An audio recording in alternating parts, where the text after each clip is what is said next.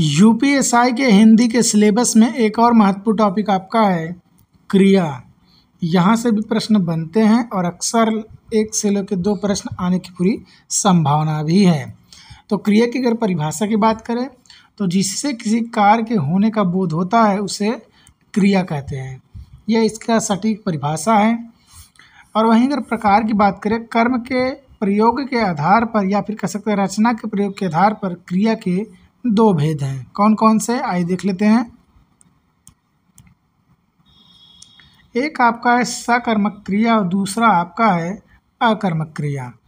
अगर सकर्मक क्रिया की बात करें तो यहाँ पर उसकी परिभाषा जो है, सकर्मक क्रिया कहते किसे हैं, जब किसी वाक्य में कर्म आए तो क्रिया सदैव सकर्मक क्रिया कहलाएगी या फिर होती है।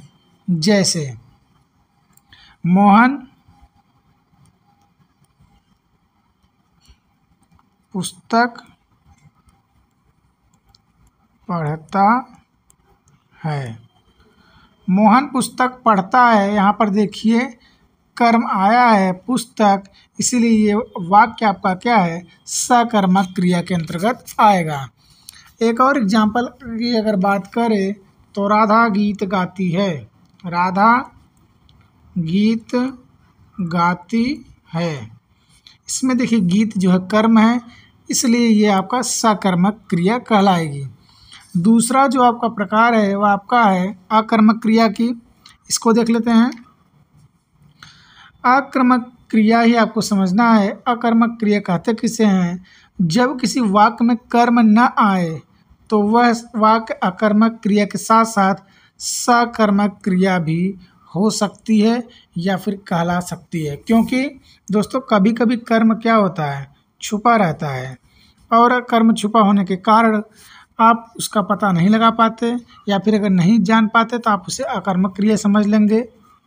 लेकिन अगर कर्म छुपा है वाक्य में तो आपका हो जाएगा सकर्मक क्रिया। तो ये पॉइंट आप समझ गए होंगे। किस तरह से हम ये जान पाएंगे कि वाक्य में कर्म छुपा है या नहीं, इसके लिए भी आपको मैं ट्रिक बताने वाला हूँ। पहले अगर अकर्मक क्रिया की परिभाषा देखें तो मोहन हंसता है। मोहन हंसता है, यहाँ पर देखिए कर्म नहीं है, इसलिए आपका ये अकर्मक क्रिया है। इसी तरह आपका हो जाएगा। एक और एग्जाम्पल की अगर बात करें तो शिशु रोता है। शिशु रोता है, तो ये आपका दोनों वाक्य क्या है, अकर्मक क्रिया है। अकर्मक क्रिया पकड़ने के लिए आपको बस इतना सा करना होगा, दिए गए वाक्य में आपको क्या या फिर किसको से प्रश्न करना होगा।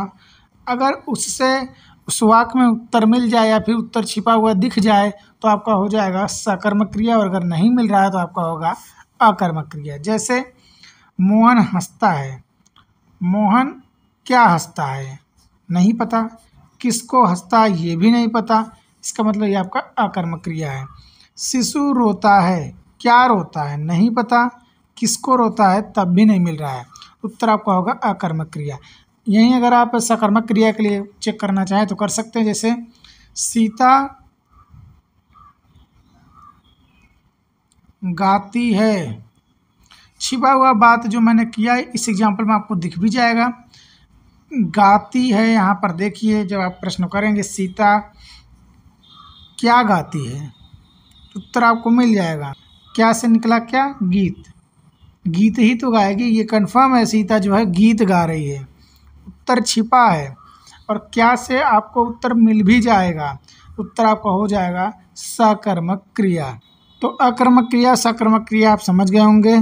एक पॉइंट आप नोट करिए, हिंदी जगत में, हिंदी में अगर जाना क्रिया आए, वाक्य में अगर जाना आ जाए तो उत्तर आपका हमेशा सकर्मक क्रिया ही होगा। ये बात आपको ध्यान रखना है।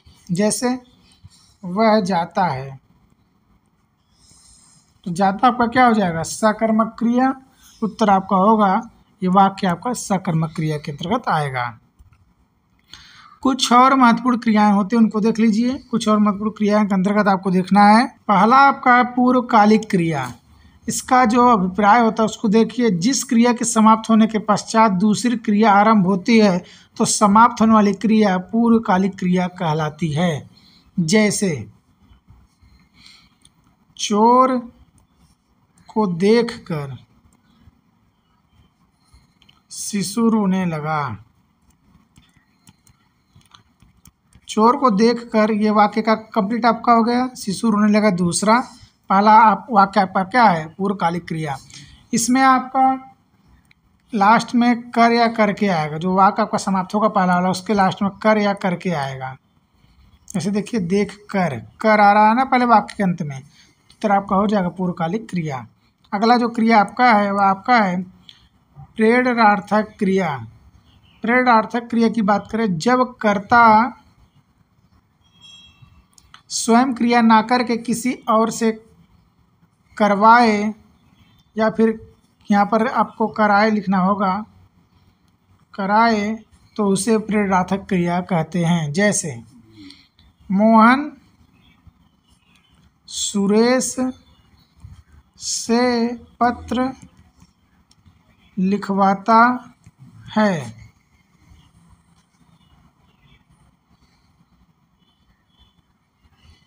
तो यहाँ पर देखिए मोहन सुरेश से काम करवा रहा है, अपना पत्र जो है सुरेश से लिखवा रहा है। तो इसका मतलब जब कर्ता स्वयं क्रिया न करके किसी और से करवाए या फिर कराए तो उसे प्रेरणार्थक क्रिया कहते हैं।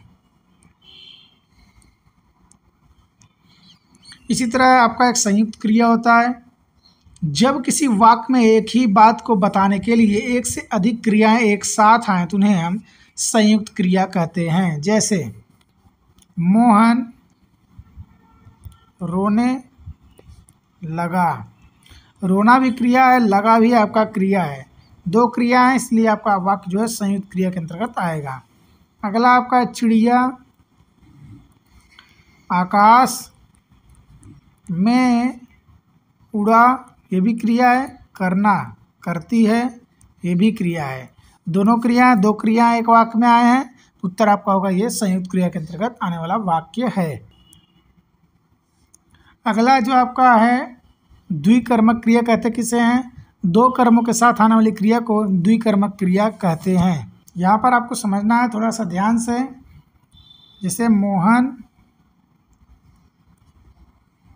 ने संज्ञा हो गया, सुरेश को थप्पड़ मारा। एक आपका सुरेश कर्म है, दूसरा आपका थप्पड़ कर्म है, ये बात आपको ध्यान रखना है। एक सुरेश दूसरा थप्पड़, इसीलिए आपका ये द्विकर्मक क्रिया के अंतर्गत वाक्य आ जाएगा। जैसे शिक्षिका छात्रों को हिंदी पढ़ाती है। शिक्षिका छात्रों को हिंदी पढ़ाती हैं, तो आपका छात्र भी आपका कर्म है और हिंदी भी आपका कर्म है, दो कर्म है, इसलिए आपका वाक्य जो है द्विकर्मक क्रिया के अंतर्गत आ जाएगा। आखिरी जो आपका क्रिया है वो आपका है सहायक क्रिया। परिभाषा की बात करें, वाक्य के अर्थ को स्पष्ट करने में मुख्य क्रिया की जो सहायता करता है उसे हम सहायक क्रिया के नाम से जानते हैं।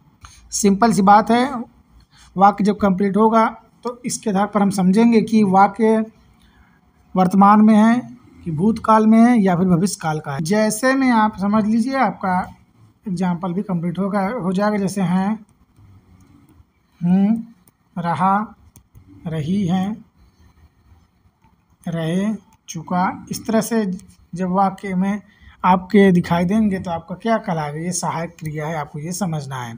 तो क्रिया का ये टॉपिक कंप्लीट हो गया। अगर आपको मन में भी कोई डाउट कमेंट में आप पूछ सकते हैं। चैनल से जुड़े रहेंगे अपडेट तक। जय हिंद।